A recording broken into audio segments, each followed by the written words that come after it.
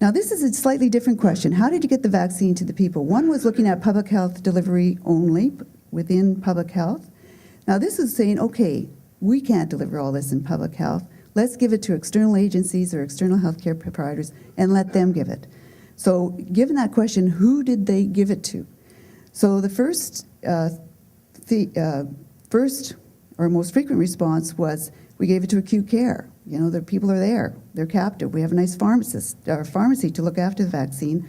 Let's give it to them. So there was most frequent response with acute care. Long-term care was the second. The second was physicians and private occupational health and nursing agencies, and the third was long-term care. And then it went down from it was commonly, again, this is reflecting a previous question, some respondents said, no, we only kept it in public health, community health clinics. Pharmacists, you notice there's just completely blue. Those were the Western provinces. And corrections, again, Western provinces. And then paramedics, nurse practitioners, and influenza assessment teams. Okay, I've just gone through that. Ontario and the Western group had the highest proportion of respondents indicating the provision of H1N1 vaccine to various external agencies for delivery. Physicians in private occupational health and nursing agencies were not reported in the North or in Quebec. Pharmacists and corrections were only reported by the West, and paramedics were reported as immunizing independently in the Atlantic provinces and Ontario only.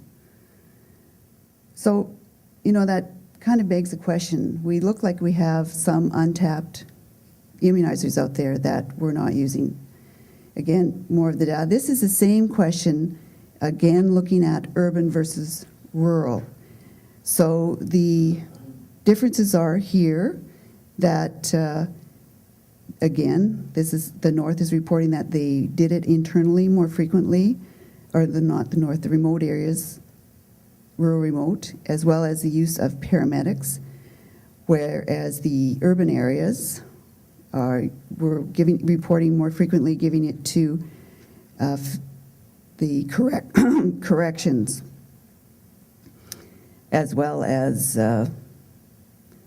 private occupational health and safety agencies and nurses and physicians, funnily enough,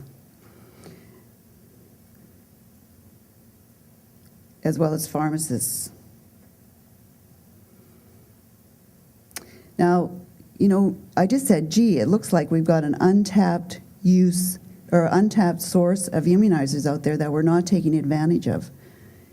However, there were issues that people reported when they were giving vaccine to external partners. And they included, basically, anyone in public health knows that when you give your vaccine to an external partner, you have a hard time getting back really good information. Maybe Jeff wants to comment more on that, about who got what when. So it's utilization reporting. For public health inventory types, the lack of wastage reporting just drives them crazy. And again, this is a question that I deal with frequently with the nurse managers that I work with daily, is there is an ownership of vaccine within public health, which is kind of interesting. And it actually kind of hurts them to give publicly funded vaccine to someone that they don't know, in quotation marks, are going to take really good care of it. And so it's expensive, actually, to follow all the standards for taking care of vaccine, because it often involves a almost lab-grade fridge with constant monitoring and reporting and things like that. So on one hand, I say, you know, it looks like there's a lot of immunizers that we're not taking advantage of, especially when we need to get vaccine out fast. On the other hand, there are some questions about, gee, we have to make sure that just when the vaccine is actually put into the arm of someone, it actually is still active, and that involves assuring good cold chain and best practice around the care of the vaccine. And adverse event reporting is also an important issue. So I've kind of raced through the data, but Scott, you're welcome. I've kind of caught you up. But I'm happy to answer any questions that anyone has in any time remain. Okay, thanks.